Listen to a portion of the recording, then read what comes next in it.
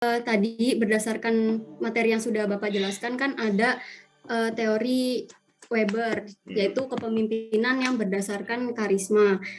Nah, pemimpin yang karismatik itu kan akan memungkinkan sistem pemerintahan akan sulit mengalami anomi karena masyarakat bukan secara demokrasi, melainkan justru aristokrasi gitu Pak. Jadi dipegang oleh beberapa pengusaha yang sangat-sangat kaya gitu kan. Terus kemudian dari segi partisipasi pun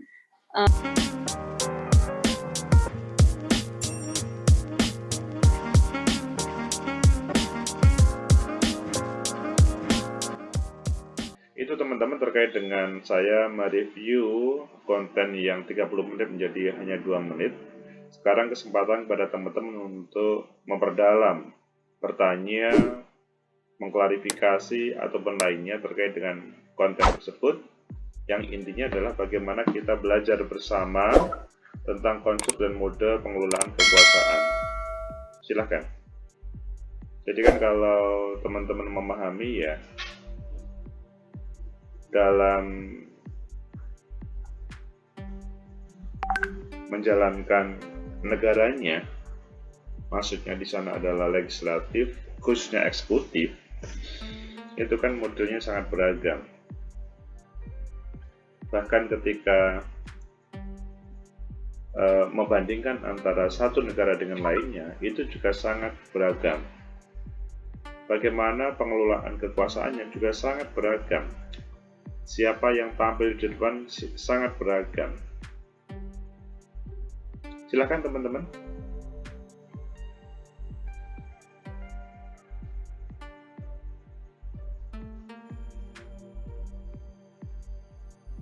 Ini kalau tidak bertanya berarti sudah paham semuanya. Atau mungkin kurang paham karena kurang mengikuti konten secara mendalam. Atau mungkin belum paham karena belum memberi contoh secara aplikatif, masih 12 orang yang memberikan tadi.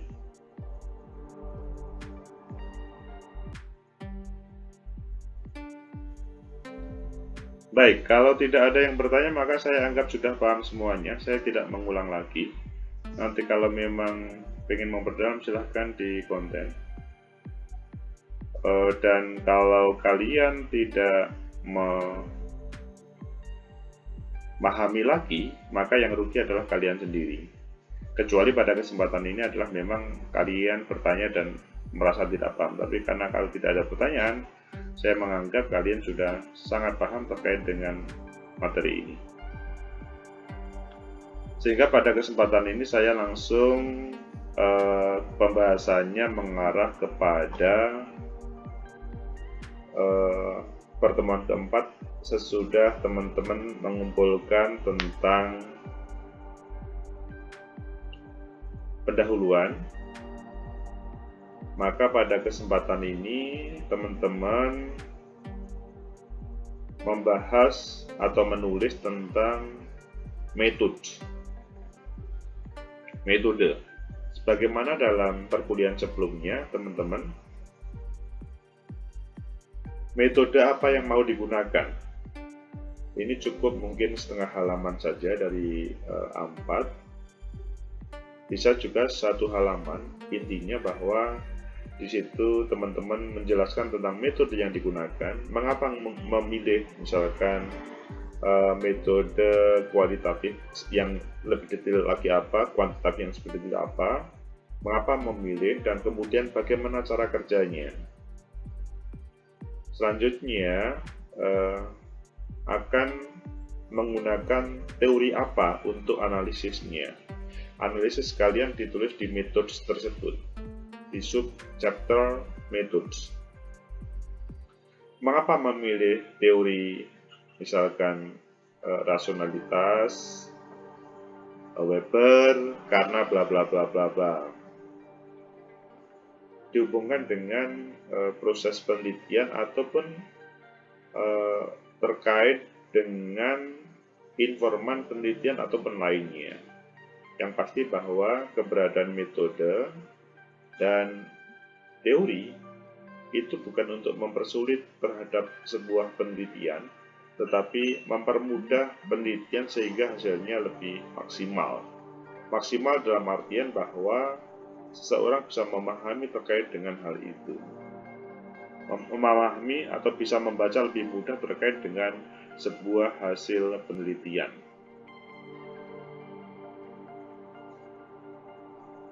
Ini nanti seperti biasa teman-teman akan menyelesaikan sampai Sabtu malam. Tetapi kalau pada lebih cepat Pak, 1 hari aja selesai, ya nggak apa-apa. Nanti malam besok malam nggak apa-apa. Misalkan ini kan hari ini kan Selasa, Rabu malam selesai, itu misalkan nggak apa-apa. Atau supaya tidak mengganggu liburan, Jumat malam aja, Jumat malam jam 23.00, sehingga teman-teman hari weekend itu tidak terganggu. Tapi kalau minggu depannya, itu kasihan teman-teman terkait dengan tugas-tugas lainnya. Jadi kita kumpulkan besok Jumat malam aja 23.00 supaya tidak mengganggu perkuliahan lainnya, tugas-tugasnya. Apakah ada pertanyaan terkait dengan metode ini, teman-teman silakan.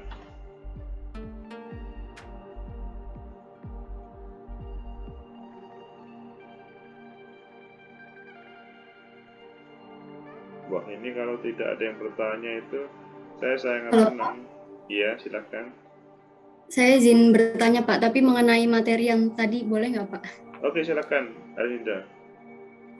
Iya Pak, jadi kan dijelaskan ya di dalam teori Weber itu ada kepemimpinan yang berdasarkan karisma. Nah, pemimpin yang karismatik itu akan memungkinkan sistem pemerintahan akan sulit mengalami anomi, karena masyarakat kan tentu saja sudah meyakini atas kepemimpinannya gitu Pak, sehingga jika tidak ada anomi tentu saja akan sulit menghadirkan perubahan sosial.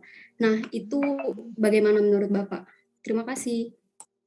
Ulangi lagi, Arinda, apa yang ditanyakan? Mungkin juga bisa menampilkan sebuah contoh. Iya Pak, jadi kan tadi berdasarkan materi yang sudah Bapak jelaskan kan ada teori Weber, yaitu kepemimpinan yang berdasarkan karisma. Nah, pemimpin yang karismatik itu kan akan memungkinkan sistem pemerintahan akan sulit mengalami anomi, karena masyarakatnya itu sudah yakin gitu Pak atas kepemimpinan beliau. Sehingga jika nggak ada anomi, itu kan tentu saja akan sulit mengalami perubahan sosial gitu Pak. Nah, menurut Bapak itu gimana Pak? Oke, terima kasih Arinda. Jadi kan tadi ada 10 negara yang teman-teman bisa dijadikan contoh terkait dengan pola kepemimpinannya, tentang kekuasaan khususnya. Dan Weber ketika menjelaskan tentang karisma, maka hal itu sedikit banyak ada yang mengapresiasi, tetapi juga ada yang ini menjadi sebuah masalah dalam sebuah negara. Jadi kalau berbicara karisma bagi masyarakat tradisional, sepintas itu sesuatu yang bagus dalam hal kepemimpinan, dalam hal pengelolaan negara. Karena apa? Sepertinya semuanya appreciate, hormat terhadap penguasa tersebut. Tetapi sebagian yang menggunakan rasionalitasnya pasti akan memprotesnya. Mengapa?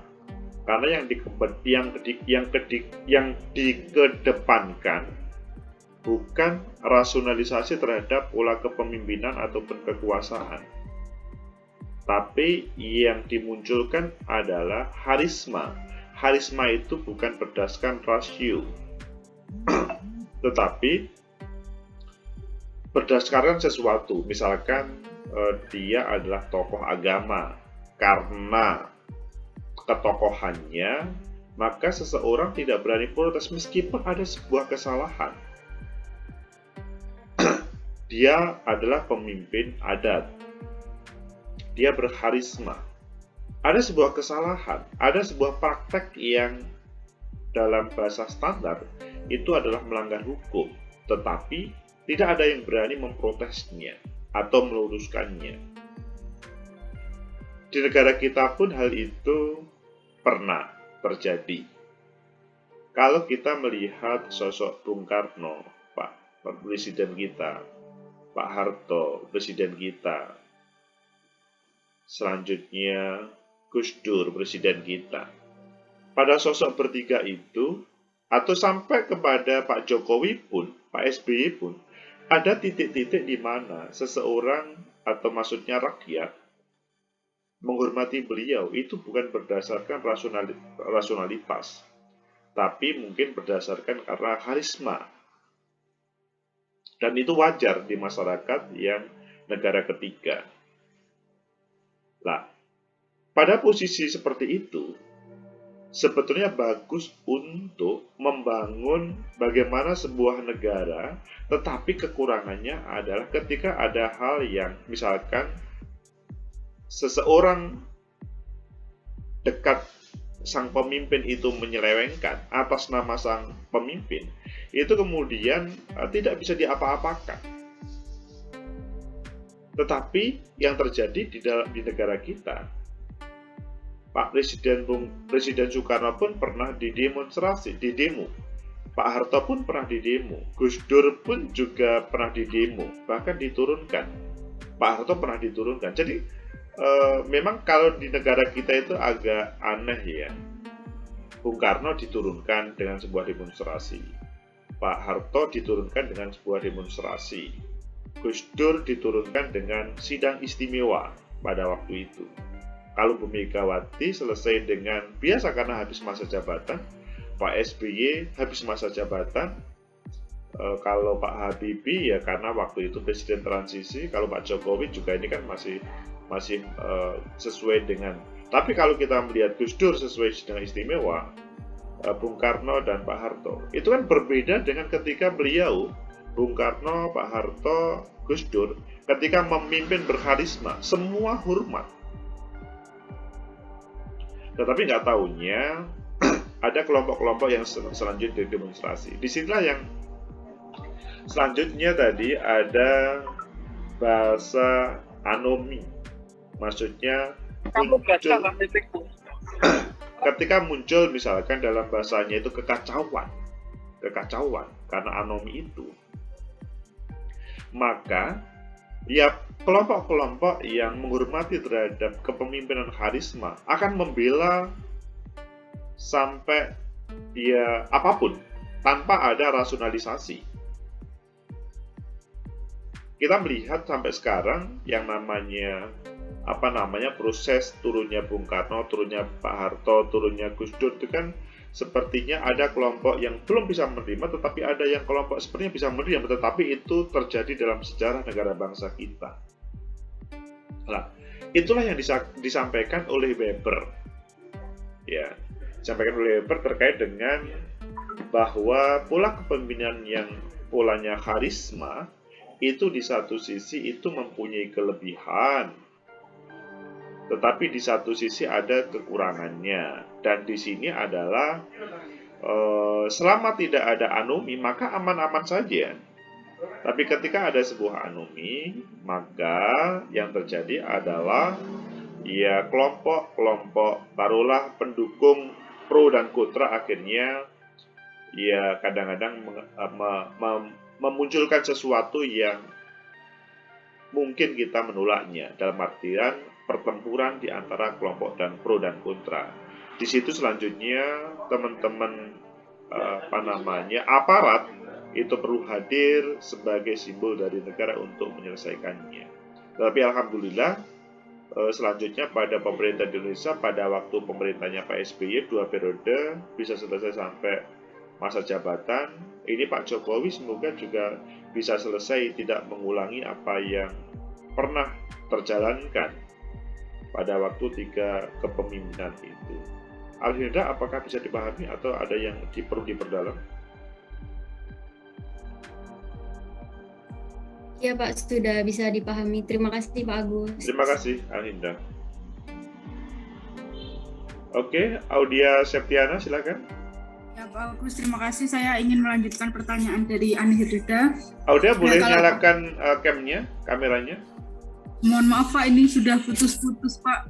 Oh, Maksudnya putus-putus. wifi saya lagi agak hujan soalnya di sini. Oke. Nah, silakan. Ya Pak, jadi saya ingin melanjutkan pertanyaan dari Anhirda tadi. Kalau Anhirda kan menanyakan yang mengenai teorinya Weber yang karismatik. Nah, saya pernah membaca bahwa pemimpin yang karismatik itu kan juga bisa berakhir kepemimpinannya karena beliau meninggal atau sudah tua. Nah, tapi Weber juga menyebutkan bahwa otoritas yang paling ideal itu adalah otoritas legal rasional, yaitu dengan adanya hukum positif, di mana kalau di Indonesia dengan adanya rumusan Undang-Undang Dasar 1945 ini Pak. Namun seperti yang kita lihat beberapa kali kemarin juga sempat ada demo karena ada dari undang-undang yang dirasa merugikan masyarakat. Nah, apakah itu masih bisa dikatakan ideal, sedangkan itu juga ada beberapa aturan dari undang-undang yang menindas masyarakat, Pak. Bagaimana pendapat Pak Agus? Terima kasih. Terima kasih Audia Septiana. Selamat datang Bu Silkania Suarizona. Ini sudah gabung tadi, saya mencari-mencari. Ya, mohon maaf Pak, saya soal sinyalnya susah di sini, lagi di Papua Pak. Oke, Bu Silka, santai aja. Ya, saya menyimak teman-teman. Oke, Bu Silka. Jadi Audia Septiana yang ditanyakan terkait, ulangi lagi Audia Septiana supaya lebih semuanya bisa mendengarkan.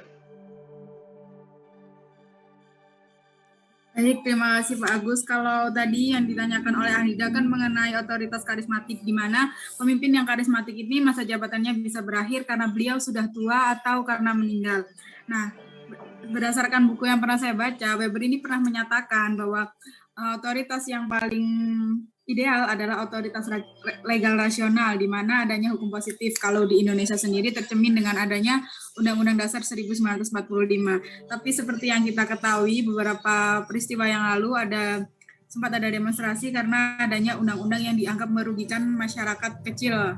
Nah, apakah dengan begitu masih dikatakan bahwa otoritas legal rasional masih termasuk ideal, karena ya seperti yang kita ketahui beberapa peraturan itu mengisyaratkan sudah menindas masyarakat kecil. Terima kasih Pak Agus. Oke, terima kasih Audia Septiana. Substansinya adalah tidak cukup ngomong legal rasional, tetapi konstitusi kita, maksudnya kita itu adalah negara. Konstitusi sebuah negara itu sudah memberikan ruangan terkait dengan pengelolaan kekuasaan yang benar atau tidak. Jadi kalau hanya dia menampilkan hukum-hukum positif yang selanjutnya berbicara konstitusinya, itu masih produk lama, maka itu menjadi masalah. Di Indonesia itu kan terjadi yang namanya konstitusi itu perubahan sampai di amandemen sampai 4 kali. Selanjutnya berbicara terkait dengan regulasi-regulasi yang ada, itu berdasarkannya. Sebelum reformasi yang namanya konstitusi dalam negara kita, itu tidak ada perubahan dan merasa sudah tidak bisa diubah, tetapi karena reformasi kemudian bisa. Nah, apakah terkait dengan legal rasional tersebut bisa menjadi standar bahwa hal itu mengganti posisi kepemimpinan karisma? Sebetulnya itu adalah hal yang berbeda ya. Hal yang berbeda ketika teman-teman, sumber legitimasi kekuasaan itu tradisi, karisma, dan rasional itu dibersamakan dengan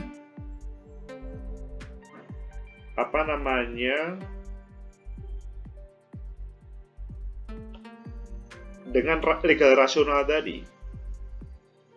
Maksudnya, di satu sisi ini adalah regulasi dan konstitusi, di sisi yang lain ini adalah tipologi terkait dengan sebuah kepemimpinan yang di situ mungkin menampilkan karisma atau menampilkan tradisional atau menampilkan rasionalitas. Itu adalah hal yang berbeda. Di sini ini sebelah kanan ini kan saya sudah mengatakan legal rasional kemudian dihubungkan dengan konstitusi itu kan sebetulnya sudah oke. Dalam hal misalkan personal atau bahkan lembaga-lembaga yang diproduk dalam sebuah negara itu sudah bisa menjadi lembaga yang mengakomodir semua kepentingan, memimpin terhadap semua hal. Tetapi di sebelah kiri tadi saya katakan ada hal yang terkait dengan personal ketika memimpin. Ketika dia ikut kontestasi dalam sebuah pemilihan presiden atau pemilihan kepala daerah atau bahkan pemilihan kepala desa, dia yang ditampilkan adalah karena karismanya untuk dipilih. Ada sebagian yang menampilkan karena rasionalitas. Kalau karisma kan sangat dihubungkan dengan misalkan ketokohan-ketokohan keagamaan atau lainnya. Berbeda dengan yang rasionalitas. Karena rasionalitas adalah yang dihubungkan dengan biasanya yang asosiasikan kepada negatif tentang untung dan rugi terkait dengan secara otak manusia. Tetapi yang ketiga terkait dengan tradisional, maka ini tentunya mungkin sebelum Indonesia merdeka. Nah, kita pada kesempatan ini adalah mungkin antara karisma dan rasionalitas itu tadi. Yang ketika Audia Septiana, pertanyaannya dihubungkan dengan kelembagaan dengan personal. Jadi itu adalah hal yang berbeda. Sehingga sebetulnya selama konstitusi sebuah negara itu sudah menjamin terhadap hadirnya seorang pemimpin bentuk apapun dan sudah mengatur secara detil, maka tidak ada masalah. Legal rasional itu kan, atau maksudnya yang selanjutnya hadir berbagai hukum positif, itu adalah akan menjunjung, akan menjadi panglimanya dalam sebuah negara. Tidak, meskipun ada seorang pemimpin yang terpilih berdasarkan karisma dan memimpin dengan pola karisma, tetapi ketika legal rasionalnya mendasarkan pada sebuah regulasi yang hukum-hukum positif, maka ya orang yang memakai pola kepemimpinan atau dalam proses kontestasi itu menggunakan pola karisma, dia akan diturunkan dalam tanda kutip ketika ada proses pelanggaran secara rasionalitas itu. Jadi, yang dalam perbincangan kekuasaan ini, konstruk dan mode pengelolaan kekuasaan ini, maka perlu dibedakan antara kelembagaan sebuah negara dan pola personal seorang atau figur pemimpin dalam memegang kekuasaan. Auda Septiana, apakah bisa diterima? Baik, terima kasih Pak Agus. Sangat bisa diterima, Pak. Oke. Selanjutnya sekarang Naima, silakan. Ya Pak, saya mau bertanya. Oke. Kan tadi dijelaskan di kontennya Pak. Ada tadi beberapa karakteristik Republik ala Montesquieu, contoh ya di konten. Kemudian saya mendapatkan negara Amerika Serikat. Negara Amerika Serikat kan menganut demokrasi liberal. Nah, tapi negara Amerika, meskipun Amerika itu menganut demokrasi, tapi pada kenyataannya itu banyak sekali pemegang kuasanya itu berdasarkan bukan secara demokrasi, melainkan justru aristokrasi gitu Pak. Jadi dipegang oleh beberapa pengusaha yang sangat-sangat kaya gitu kan. Terus kemudian dari segi partisipasi pun banyak sekali fenomena di Amerika Serikat itu yang diskriminasi gitu. Nah, menurut dan setelah saya lihat bahwasanya ternyata itu terjadi di banyak negara, bahkan Indonesia juga gitu. Kita menganut negara demokrasi kan, tapi dalam beberapa aspek kita tidak sesuai dengan demokrasi itu. Nah, pertanyaannya adalah menurut Pak Agus, mengapa hal itu bisa terjadi dan bagaimana suatu negara itu bisa kembali sesuai dengan kaidah yang udah dipakai gitu Pak. Jadi misalnya agar tidak melenceng gitu. Terima kasih Pak. Terima kasih Naima. Teman-teman semuanya, bahwa berbicara republik demokrasi, apakah dia republik demokrasi yang sebenarnya atau republik aristokrasi? Perbedaannya adalah kalau republik demokrasi itu ditunjukkan dalam proses-proses kekuasaan, kepemimpinan. Itu memang semuanya berpartisipasi. Substansinya adalah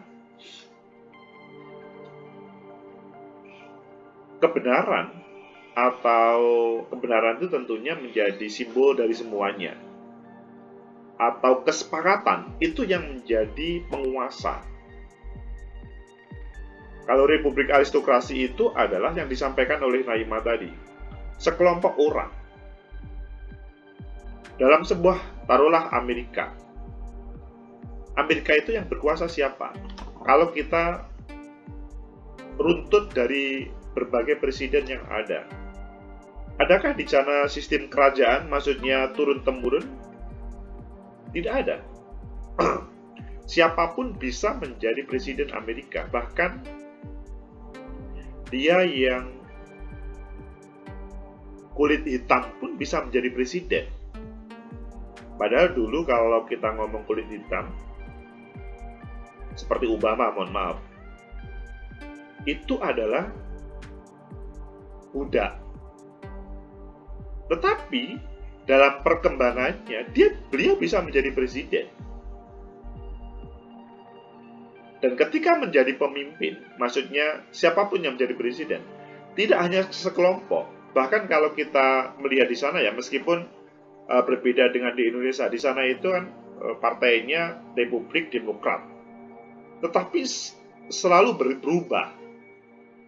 Berbeda dengan partai politik di Indonesia lebih banyak, tetapi tidak ada proses perubahan seperti yang luar biasa di Amerika seperti itu. Jadi kalau kita berbicara Amerika, maka dia adalah republik demokrasi betul. Mungkin kalau di Indonesia namanya republik demokrasi. Dalam konstitusi, regulasi dan lainnya republik demokrasi. Tapi mungkin dalam hal yang lain, mungkin ada orang yang mempunyai persepsi yang berbeda. Karena ya kalian tahu sendiri yang terjadi. Apalagi yang terjadi di daerah-daerah ini. Daerah misalkan bupati, nanti kalau bupatinya selesai maka yang menggantikan istrinya.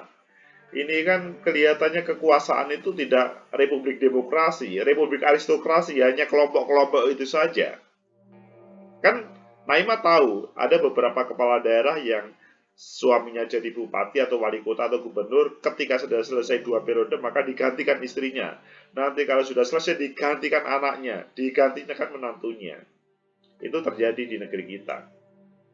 Maksudnya di daerah kita. Nah ini kan kita belajar tentang bagaimana konsep dan mode pengelolaan kekuasaan. Apakah benar, apa itu salah atau benar atau bagus atau tidak bagus, nanti orang, masyarakat, rakyat yang akan menilainya. Hanya di sini Weber, Durkheim itu selanjutnya memberikan kategori terkait dengan republik demokrasi, republik aristokrasi, bahkan terkait dengan mana yang masuk termasuk dalam monarki atau despotisme. Monarki itu kan lebih membahayakan. Apakah ada beberapa orang yang menyebut di negara kita sudah menjadi bagian monarki itu ya namanya pendapat ya. Naima juga boleh berpendapat selama kemudian ada berbagai hal yang kemudian menjadi landasan. Dan apakah diterima atau tidak oleh mayoritas masyarakat selanjutnya kemudian hal itu harus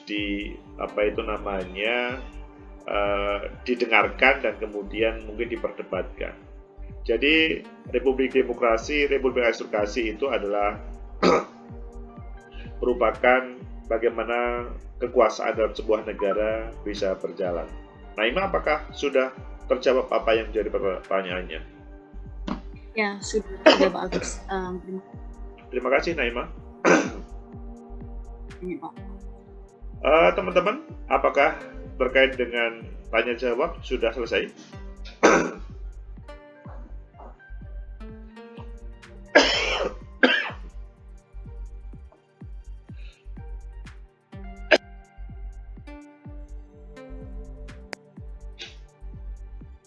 Oh iya, Bu Silka, mau menambah nggak Bu Silka? Kalau Bu Silka ada suara. Baik, mohon maaf Agus tidak bisa nyalakan video. Oke, Bu Silka, nggak apa-apa Bu Silka. Sedikit putus-putus. Oke. Mungkin saya menambahkan sedikit, tadi penjelasan sudah detail dari Pak Agus. Suara saya bisa diterima dengan jelas ya, Pak Agus dan teman-teman? Oh ya. Siap. Kalau tadi Naima melihat Amerika Serikat memang sebetulnya negara demokrasi dengan sistem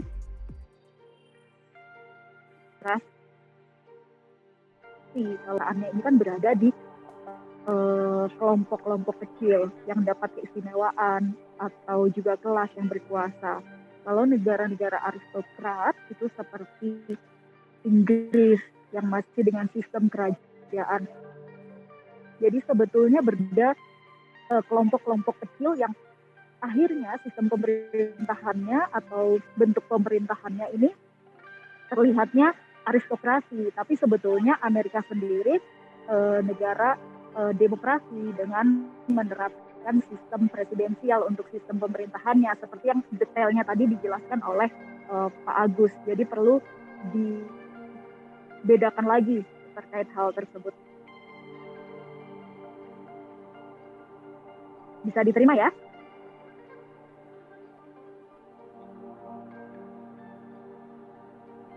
Bisa Bu, terima kasih banyak. Ya.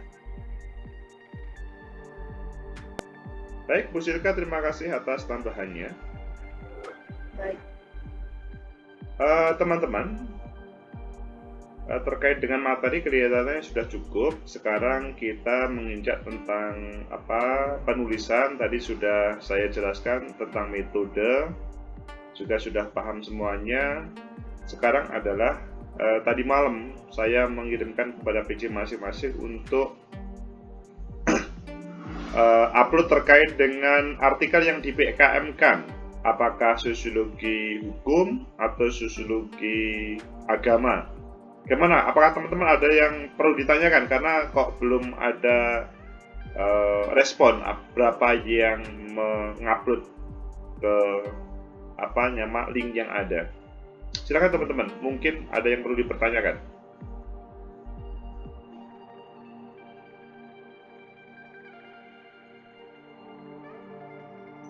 Saya Pak mau bertanya Pak.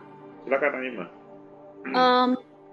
Semisal apa ya Pak, papernya itu kan kemarin waktu masih proses pembelajaran itu kan dikumpulkan di jurnal ya Pak. Nah Ya. itu kan belum dari saya sendiri tuh belum dapat konfirmasi karena memang penyelesaian jurnalnya tuh dimulai bulan Juli gitu. Jadi kan kemarin mengumpulkan tuh sekitar Oktober, jadi harus nunggu Juli depan. Nah itu kalau misalkan dimasukkan ke sini dulu gimana ya Pak?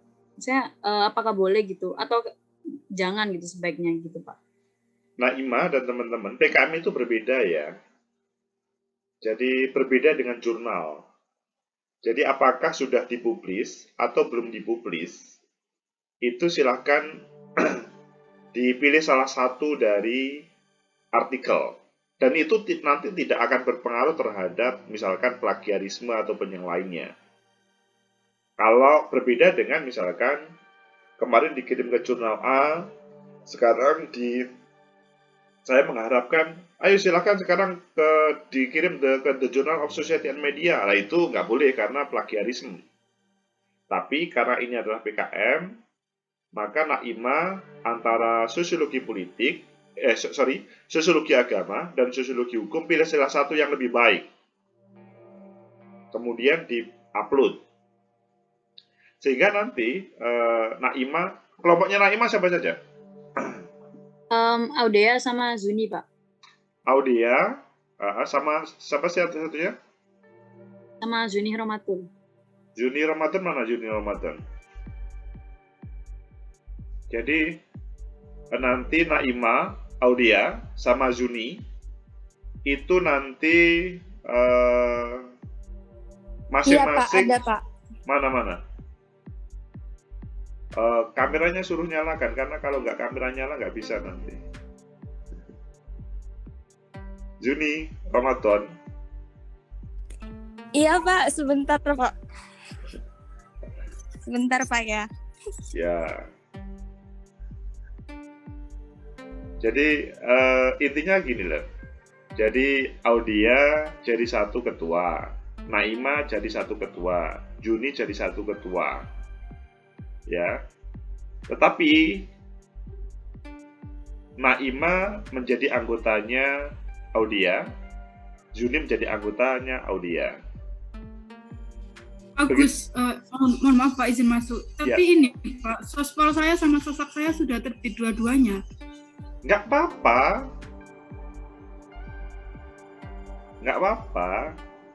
Ini sekali lagi PKM tidak ada hubungannya dengan terpublis atau tidak terpublis. Tetapi Berarti ini bikin baru ya Pak? bukan yang sudah ada. Oh, Audia sudah kedua-duanya terpublis. Iya Pak, yang kemarin sosiologi politik sama sosiologi agama. Sosiologi hukum toh.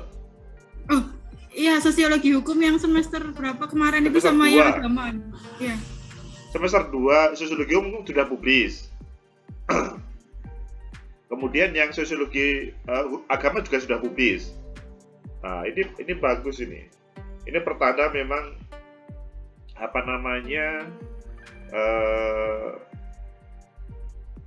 memang tulisannya bagus deh kalau begitu, karena kedua-duanya publis gitu. Nah, ini tidak ada hubungannya dengan publis atau belum publis, tapi bahwa ini adalah dilombakan. Jadi tetap itu saja tulisannya. Tapi kalau misalkan nanti Audia, Pak saya membuat tulisan lagi, boleh, kami tidak melarang. Atau misalkan Pak, kalau sosiologi politik ini Pak, boleh, kami tidak melarang. Tetapi bahwa setiap orang itu mempunyai satu artikel yang perlu ditampilkan. untuk diperjuangkan secara bersama itu iya. Jadi masing-masing menjadi ketua dan masing-masing menjadi 2 anggota di 2 tempat temannya. Naima, Audia, sama Juni bisa dipahami?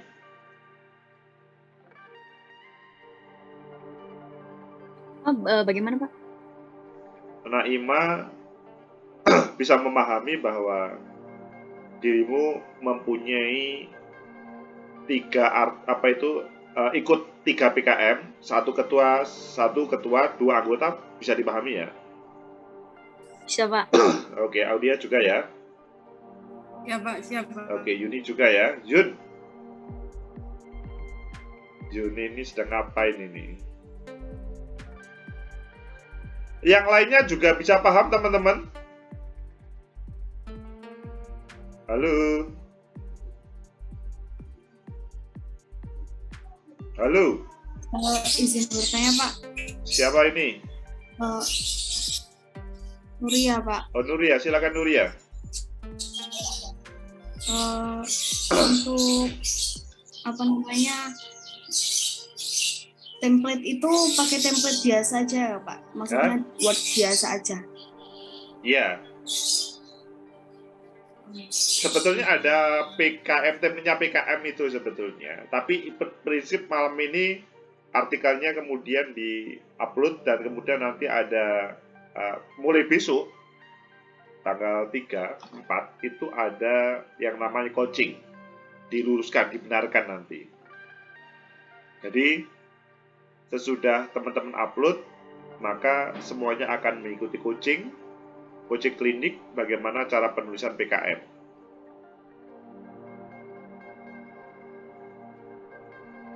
Baik Pak, terima kasih. Oke. Nanti teman-teman yang perlu dipahami ya,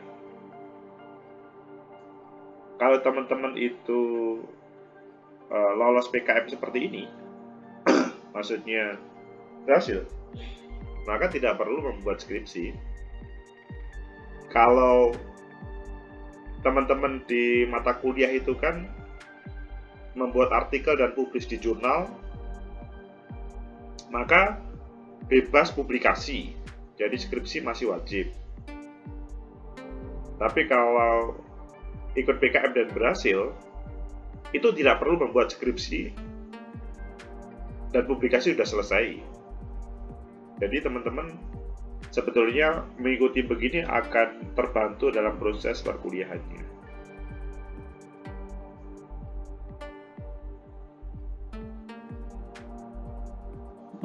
Para PJ kelas apakah sudah paham? Karena hari ini adalah terakhir PJ kelas. Jihan? Mana Jihan?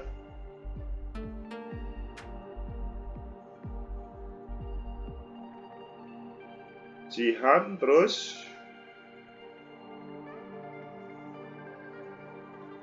Agnes? Oh iya Pak, izin bertanya kembali Pak. Silakan Nuria. Untuk penguploadan ini diupload salah satu dari kelompok itu tadi ya Pak? Atau semuanya? Oh gitu ya. Jadi kan tadi saya mencontohkan Naima, Juni, sama Audia. Ketiga-tiganya di-upload, tetapi atas nama, ketika ketuanya Naima, atas nama Naima. Ketika ketuanya Juni, atas nama Juni. Ketika ketuanya Audia, ya Audia. Ya Pak. Oke, Nuria. Baik, terima kasih. Oke.